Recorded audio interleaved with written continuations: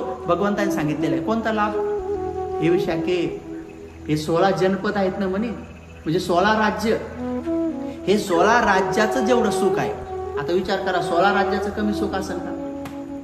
मग पूर्ण महाराष्ट्राच्या लोकांचं जेवढं सुख आहे असे 16 राज्य विशाखे, 16 राज्याचं जेवढं सुख आहे आणि त्या 16 राज्याचा मुख्य जनपद राजा समजा, ज्या आसनावर बसून 9 कोटीच्या आसनावर बसून 9 कोटीचे हिरे लावून आणि या 16 जनपदाचं जेवढं सुख आहे तेही सुख या अष्टशील उपसताच्या सुखाच्या पुढं एका फुलाच्या पाकळीचे 16 हिस्से केले तर तेवढ्या ते एका पाकळीच्या बी बराबरीचं नाही, म्हणजे 16व्या हिसाव्याचे बराबरीचं नाही. एवढं सुख आहे.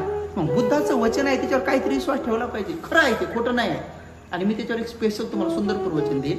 आता मी थोडंसं आजारातून बरं झालं, त्याच्यावर एक स्पेशल प्रवचन देणार आहे की काय सुख असतं ते कसं असतंय आणि कसा त्याच्यावर विश्वास ठेवायचा आणि कसा त्याचा अनुभव घ्यायचा.